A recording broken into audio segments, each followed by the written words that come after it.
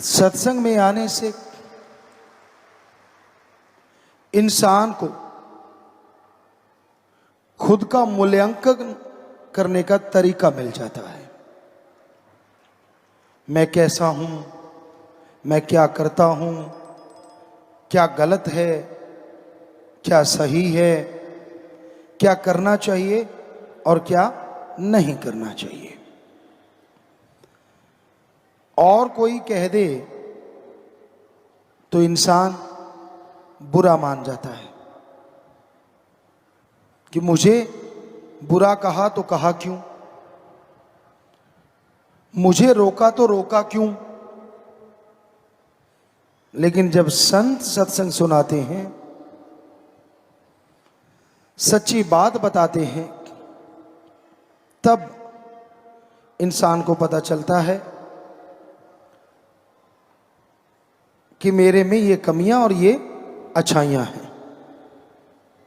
क्योंकि संत किसी का नाम लेके नहीं कहते, वो सांझी बात कहते हैं। पता सबको चलता है कि मेरे में ये कमियां हैं, मेरे में ये कमियां हैं। कोई मान के उनको दूर कर लेता है और कोई ढीठ बेशरम बन के फिर से वही काम करता रहता है। फर्क क्या होता है फिर? एक बंदा वचन सुन के अपनी कमियां दूर कर लेता है, मन उसे कभी भी तंग नहीं करता, किसी गम चिंता में वो डरता नहीं, थकता नहीं, ऊबता नहीं, जिंदगी नीरस नहीं होती। कहने का मतलब एक दूसरा होता है, सुनता है, हाँ जी करता है, लेकिन सिर्फ जी हजूरिया, सुना समझा, मानने के नाम पे फिर वहीं का वहीं। ऐसे इंसान का मन बार बार हावी होता रहता है। परेशानियां, टेंशन उसकी बनी रहती है। बेवजह, बिना वजह वो दुखी परेशान होता रहता है। तो फकीर राम की बात सुनाते हैं, जो सुन के मान लेते हैं उन्हें अंदर बाहर कोई कमी नहीं रहती, और जो हाँ जी करके मानते नहीं, फल उन्हें भी सत्संग में बैठने का मिलता है, पर अगले जहां में आत्मा को, इस जहां में वो खुशियां हासिल नहीं कर पाते। तो सत्संग में संत ऐसे कौन से वचन कहते हैं जो मानने चाहिए? आप रूटीन बनाओ, आप रोजाना क्या क्या करते हो, क्या क्या करना चाहिए। रोजाना, अगर रोजाना आप ऐसा करते रहोगे और उस रूटीन में, दिनचर्या में राम का नाम शामिल जरूर कर लो। 5 मिनट, 7 मिनट, 10-15 मिनट, आधा घंटा, बाकी टाइम जितना ज्यादा देना है वो आपकी इच्छा। तो आप वो टाइम निश्चित कर लो। खुला टाइम रखने से राम का नाम नहीं जपा जाता। जिस टाइम राम नाम जपना होगा, 1000 कार्य और आ जाएंगे। अगर फिक्स है कि हाँ भाई सुबह 5 से लेके 10-15 मिनट, आधा घंटा मैं जाप करूंगा, तो नेचुरली आप जाप भी कर पाएंगे और राम नाम का फायदा भी उठा सकेंगे। खाना खाते हैं आप, सुबह उठते आदत होती है, कई चाय के बिना उठते ही नहीं, और नाश्ता खाना खाते हैं, दोपहर का खाना, रात का खाना, चाय दूध जो भी चलता रहता है, सबके लिए आपने टाइम फिक्स कर रखा है। तो राम नाम के लिए क्यों नहीं? तो ईश्वर की भक्ति के लिए टाइम देना बहुत जरूरी है। शाम का समय भी फिक्स करो। अगर आप ज्यादा बिजी हैं तो सोने से 10 मिनट पहले जाप कर लो, आधा घंटा पहले जाप कर लो। और अगर आप खाली हैं, ठीक है, तो टाइम एक फिक्स कर लो कि भी हाँ 8 बजे, 9 बजे, 10 बजे, जो भी आपको ठीक लगता। तो टाइम फिक्स करने से आदत बन जाएगी राम नाम की। क्योंकि अल्लाह वाहिगुरु राम का नाम जपना ही मुश्किल है, बाकी हर चीज की आदत बन जाती। आप बैठे बैठे चुगली करते हैं, निंदा करते हैं, दूसरों की बुराइयां गाते हैं, उसके लिए कभी ट्रेनिंग ली है? जी नहीं, क्योंकि ये काल की नगरी है और काल का साजो सामान लेने के लिए ट्रेनिंग की जरूरत नहीं है।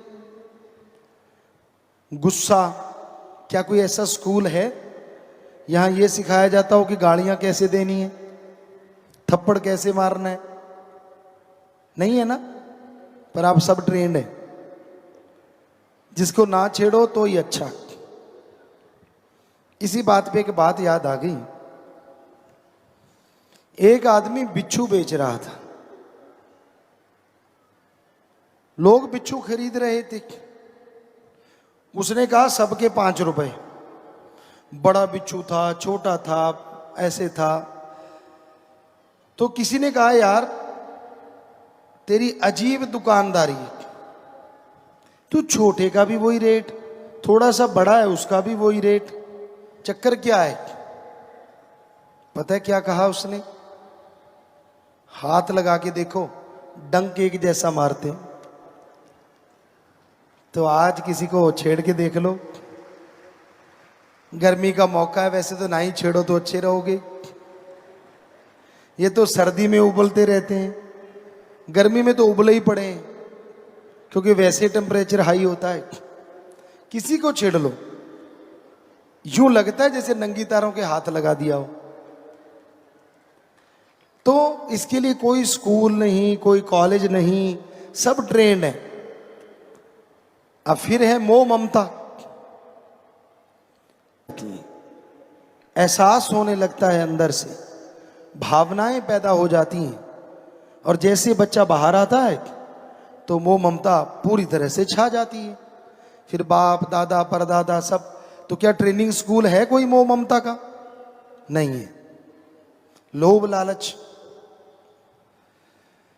इसके ट्रेनिंग स्कूल हैं कहीं कहीं कि लोगों की जेब कैसे काटनी है पता भी ना चले।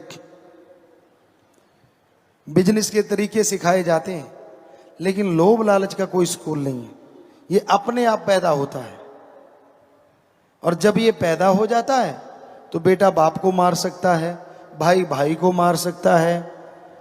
क्योंकि लोभ लालच के कारण आपने सुना होगा जगह जगह कत्लो गारत मच जाती है। एक ही खून होता है, सके भाई होते हैं 2, सकी बहनें होती हैं, लेकिन उनमें दरार आती है ज्यादातर लोभ लालच के कारण। एक का काम अच्छा हो गया, एक बेचारी थोड़ी सी गरीब रहेगी, तो वो उसे बात ही नहीं करती। बात करेगी तो यूं जैसे नौकर हो। हमने ऐसा सुना नहीं, देखा भी है। आप में से कोई ना कोई बैठा होगा यहां, बुरा ना मानना, उसको लगता है मेरा स्टैंडर्ड अप है, जितना मैं हूं वैसा कोई भी नहीं। वो अपनी बहनों को, अपने भाइयों को बिल्कुल नौकरों की तरह सब। तो ये बिल्कुल गलत है। ये है लोभ लालच और अहंकार। अहंकार का भी कोई स्कूल नहीं। बिना वजह अहंकार करते रहेंगे। कोई थोड़ा सा काम अच्छा कर लिया, यूं मैं ये कर दूं, मैं वो कर दूं, और कई बार थूक के चाटना पड़ता है। वो काम होते नहीं, बाकी सारे हंसते हैं, क्यों भाई कर लिया। ये बड़बोले ना बनो तो ठीक नहीं, ज्यादा बड़बोला बनते हो, ज्यादा अहंकार दिखाते हो तो दुखी होना पड़ता है। ईगो और अणख गैरत दो अलग चीजें हैं। गैरत होती है बंदा एक बार पर्ण कर ले, जान जाए तो जाए, पर वो पर्ण ना कभी जाए। ये है हमारी संस्कृति। पीर फकीर के सामने अगर पर्ण कर ले तो फिर तो बदलने का कोई मतलब ही नहीं है कि हां मैं ये कर्म नहीं करूंगा, तो नहीं करेगा, बस भूल जाओ कि वो कर्म है भी। जो ऐसा करते हैं वही इस जहान में, अगले जहान में रूहानियत की बहुत ऊंची पदवी को हासिल करते हैं। यानी यहां तमाम खुशियां मिलती हैं, बेगम रहते हैं, खुश रहते हैं और अगले जहान में भी माला माल रहते हैं। अहंकार को मार है। जो कोई अहंकार करता है उसे मार पड़ती है। कभी भी आप देख लो, पानी जो होता है वो टीलों के ऊपर नहीं बल्कि नीची जगह आके इकट्ठा होता है। फल जितना ऊंचा होगा पेड़ को क्षति उतनी ज्यादा होती है, क्योंकि उसको तोड़ने के लिए लोग कभी पत्थर मारते हैं, कभी कुछ मारते हैं, या आजकल नई टेक्निक आ गई, लेकिन पुरातन समय में पेड़ की टहनियां ज्यादा टूटती थी फल जितना ऊंचा होता था, और झुका हुआ फल लोग आराम से आसानी से तोड़ते थे, पेड़ की टहनी भी नहीं टूटती थी। तो अहंकार को मार है। अहंकार ना किया करो। तो कमी कभी भगवान में हो ही नहीं सकती। आदमी गलतियों का पुतला है, इसमें कोई दो राय नहीं, लेकिन आदमी की ईगो अहंकार ऐसा होता है वो अपनी कमी नहीं मानता, संतों में भगवान में कमियां निकालता रहता है और पापों का भागीदार बनता चला जाता है। इसलिए अपने गिरेबान में देखिए, चारपाई के नीचे कहते हैं ना निगाह मारनी चाहिए, दिए तले अंधेरा। दूसरों को ज्ञान देने से बेहतर है पहले खुद उस ज्ञान में डूब के अपने आप को पवित्र बना लो, फिर दूसरों को ज्ञान दो। आजकल ये बातें आम होती हैं, बात पे बात ख्याल में आ गई। जहाज में बैठते हो आप, कभी ध्यान दिया आपने, वहां एक अनाउंसमेंट होती है कि ऑक्सीजन की कमी आ गई तो मास्क बाहर आ जाएंगे। किसी और के मास्क चढ़ाने से पहले खुद का चढ़ा लो। तो वही बात है, किसी और को ज्ञान देने से पहले खुद अमल कर लो, फिर दूसरों को ज्ञान देना। अगर खुद अमल नहीं करते, अगर खुद आप ज्ञानवान नहीं बनते, तो दूसरों का ज्ञान देने का कोई फायदा नहीं होता, क्योंकि जब वो आप में वो कमियां देखेगा तो वो भी बदल जाएगा। इसलिए संत ज्ञान बताते हैं, क्योंकि गुरु की कृपा से, सतगुरु की दया में रहमत से सतगुरु उनके अवगुणों को, उनकी बुराइयों को 100% साफ कर देता है और फिर वो ज्ञान देते हैं, भक्ति करते हैं। तान तान सतगुरु तेरा ही आसरा। गुरु जी दी प्यारी संगत ਨੂੰ ਨਿਵੇਦਨ ਕੀਤਾ ਜਾਂਦਾ ਹੈ ਕਿ ਹਰ ਰੋਜ਼ ਸਤਸੰਗ ਸੁਣਨ ਦੇ ਲਈ ਸਾਡੇ ਚੈਨਲ ਡੇਰਾ ਸੱਚਾ ਸੌਦਾ ਨੂੰ ਸਬਸਕ੍ਰਾਈਬ ਕਰ ਲੈਣਾ ਜੀ।